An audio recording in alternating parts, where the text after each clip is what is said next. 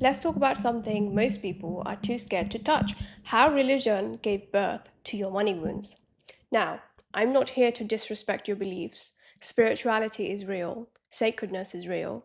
But let's be honest, a lot of what we call religion isn't about the soul, it's about control. And if you've ever struggled with guilt around money, if you've ever felt ashamed of wanting more, if you've ever caught yourself thinking, is it wrong to want to be rich?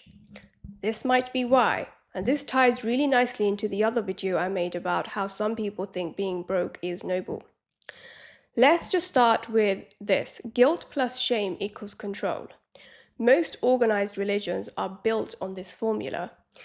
You're taught that desire is dangerous, that pleasure is sinful, that wealth is selfish, and so you internalize this belief that to be good, you have to be small, that to be holy, you have to suffer, that to be worthy, you have to deny what you want. And this is why I can't stand to be around my family, because they're all about that life. But who benefits from that? Because if you feel bad for desiring abundance, if you feel guilty for putting yourself first, if you feel ashamed for dreaming of more, then you become very easy to control. You become obedient, submissive, dependent, and that's not spirituality, that's programming, that's the false code.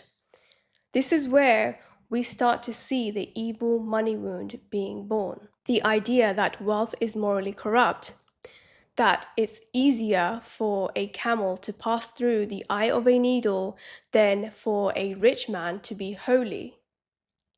Now, if you grew up hearing that, whether from a pulpit or your parents or the culture around you, you might subconsciously associate wealth with being a bad person.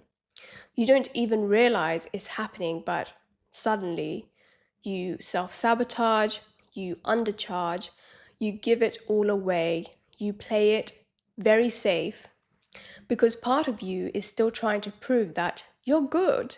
And somewhere along the way, you were taught that being poor means being pure. If I'm entirely honest, religion doesn't just demonize desire, it teaches you to outsource your power.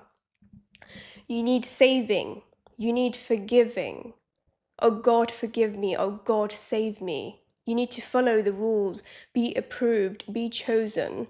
It's always someone else, some priest, some pastor, some figure in the clouds who gets to decide if you're worthy. And when worthiness becomes external like that, it's a breeding ground for the money shame wound.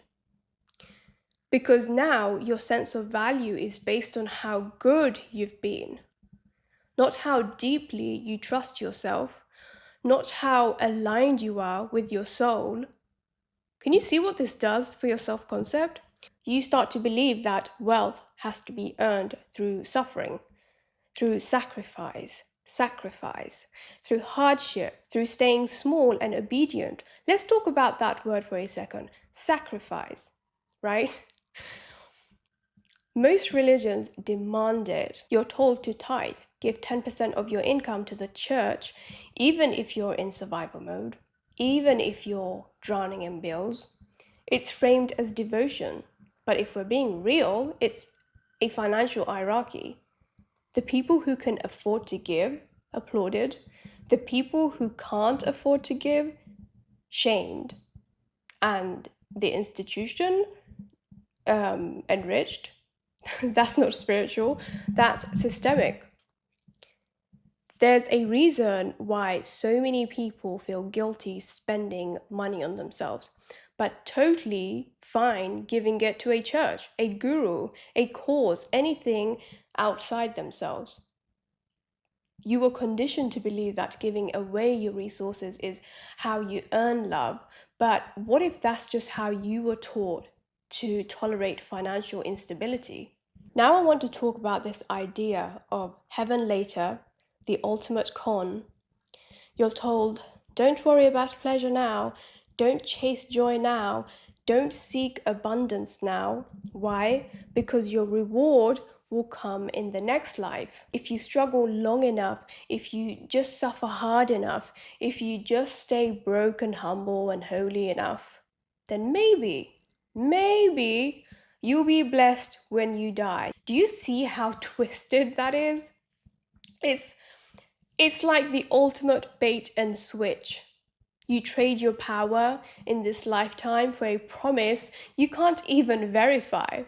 And in the meantime, you never question the system because you're too busy trying to be good enough for a reward that always feels just out of reach. This belief system is the root of so many people's money blocks. I'm laughing, but it's really not funny. You feel guilty spending money. You feel unworthy receiving money. You feel like your dreams are selfish. You think pleasure has to be earned. You're always waiting for permission. And if truth be told, none of that comes from your soul. It comes from centuries of programming designed to keep you small, obedient, and broke. Now, does that mean all religion is evil? No, not necessarily. Sacredness exists. The divine is real. But when religion becomes institutionalized, when it becomes a system of control rather than a path to freedom, that's when it starts serving the system, not the soul. And that's when it births money wounds. So, if you've ever felt like you're stuck in this cycle of guilt, scarcity, and shame when it comes to shmoney, start asking, whose voice is that in my head? Is it my soul or is it a system? Because you were never meant to suffer your way to abundance. You were meant to remember that you already are. So if this resonates, take my free money wound quiz and discover which of the six core money wounds are secretly running your financial life. Let's start untangling them together. And I'm going to leave it at that. This video might ruffle some feathers, but my intention is to help you, so please don't come at me. And sorry about my inconsistent backgrounds. I just moved flats to South Kensington. I was living in Battersea for like 5 years. At the beginning of 2025, I added in my vision board moving to South Kensington, and it's happened. So happy days. Anyway, thank you so much for watching. Sending you love, and I will see you in a jiffy.